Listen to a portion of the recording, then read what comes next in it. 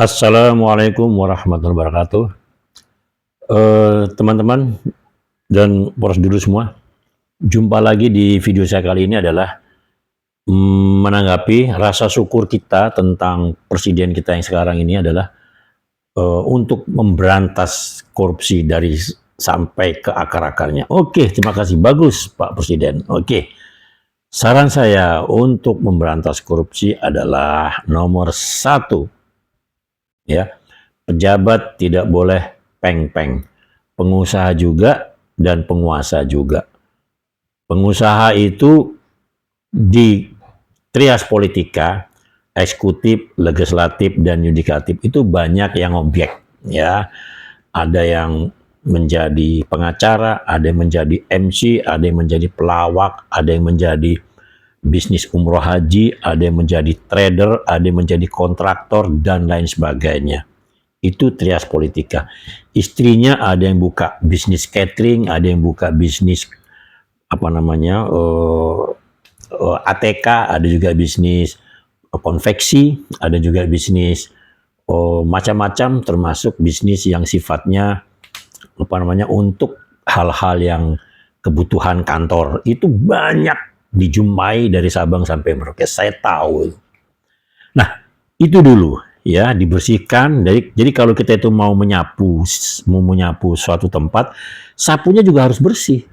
Trias politika itu harus bersih, tidak boleh disambi karena Anda sudah mendapatkan fasilitas dari negara, gaji, supir, rumah, ya, ajudan, tim asistensi di kantor itu luar biasa. Sedangkan rakyat kerja mati-matian yang swasta ini, warung Tegal, ojol, dan lain sebagainya, itu mereka membayar pajak, membayar PBB, membayar BPKB, STNK dan sebagainya itu untuk para pejabat. Itu nomor satu, tidak boleh peng-peng. Nomor dua, ya, yang duduk di kabinet maupun komisaris harus berhenti di parpol. Apalagi ketua umum, itu harus berhenti. Ya, Anda harus berhenti. Dan Anda harus benar-benar berjibaku untuk membela rakyat, membela negara, karena Anda sudah menjadi pejabat. Itu nomor dua, sorry. Dan nomor tiganya adalah bagi yang pensiunan, ada jenderal, ada PNS, ada yang macam-macam lah, ya, itu mendapat gaji juga, pensiun juga. Itu macam mana itu? Ya, DPR harus membuat undang-undang yang benar-benar jangan dimanfaatkan oleh orang-orang yang benar-benar oportunistis, ya, sehingga mereka tuh serakah, sudah mendapat pensiun juga, sudah mendapat fasilitas dari negara, lantas mereka juga menjadi anggota DPRD kabupaten kota, DPRD tingkat 1, bahkan ada yang di DPRD pusat. Ya, itu nomor 3, ya. Nomor 4 selanjutnya adalah untuk rumah dinas, ya, jangan ditempati oleh orang-orang yang bukan haknya, termasuk orang tuanya, ya, lantas mantunya yang sudah berumah tangga, saudaranya dari kampung ditampung di situ untuk dicarikan kerja, disisipkan ke kontraktor ini, ke supplier ini. Saya tahu semuanya itu, ya. Itu seperti itu. Jadi betul-betul bebas, sehingga yang mendapatkan fasilitas di rumah dinas itu adalah hanya Anda, istri Anda, atau Anda wanita, suami Anda, serta anak-anak saja. Titik. Walaupun mertua, orang tua tidak boleh, hanya boleh berkunjung saja. Sehari 2 hari oke, boleh. Tidak boleh menetap. Ya, oleh karena mungkin sudah menjadi pejabat, ya kan, saudaranya di kampung ditampung untuk dicarikan kerja, dititipkan di perusahaan ini, perusahaan itu, dan sebagainya. Akhirnya mereka bisa kerja numpang di situ. KTP, kadang-kadang KTP situ juga. Waduh, kacau negara ini. Kalau kita melihat, ya, adat istiadat dari negara yang pernah menjajah kita, katakanlah itu jelek, tapi sisi baiknya adalah mereka menerapkan seperti ini. Dan pejabat itu betul-betul konsentrasi untuk mengurus negaranya. Nah, untuk selanjutnya adalah, ya. Gratifikasi ini sangat rawan. Gratifikasi itu bukan cuma duit, saya tahu. Ya, komplement, menginap di hotel. Ini mau Nataru ini paling banyak pejabat-pejabat itu dapat komplimen. Komplimen dari hotel, komplimen dari apa namanya, biro jasa,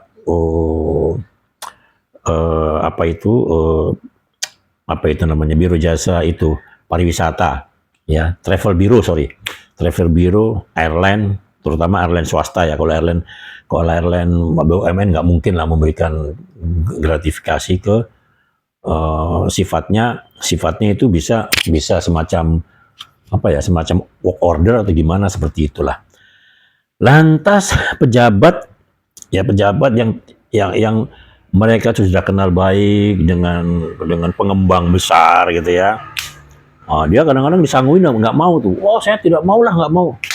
Saya mau adik saya, kakak saya, atau saudara saya diberikan order saja.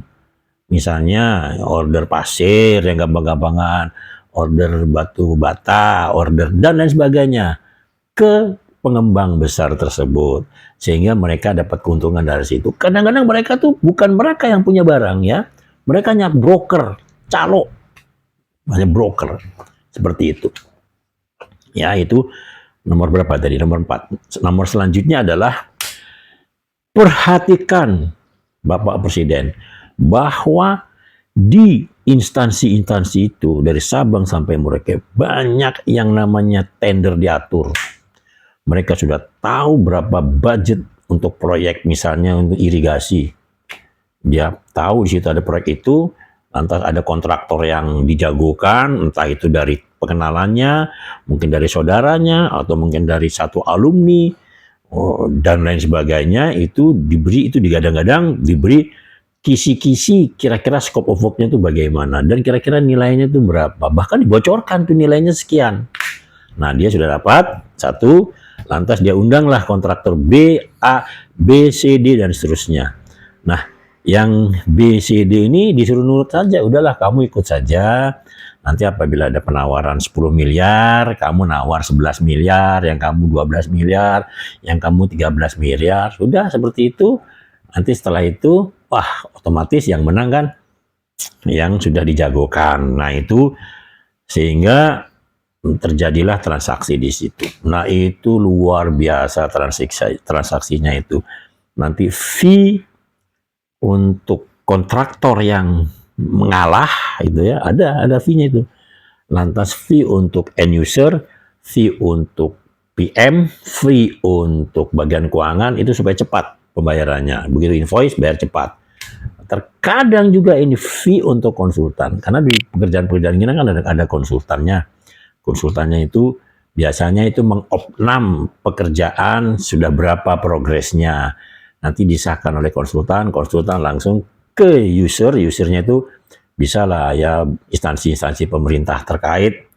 Setelah itu disetujui, oke lah ini opnam sudah dibayar ya, bahwa progresnya misalnya setiap 10% penagihannya, berarti nanti dia progres 15%, nagih 10%. Untuk selanjutnya progres 20%, nagih 15%, dan seterusnya seperti itu.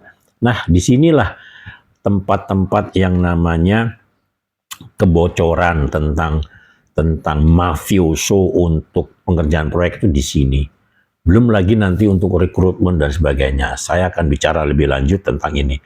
Oke, jadi Pak Presiden, saya salut dengan gebrakan Bapak untuk masalah ini.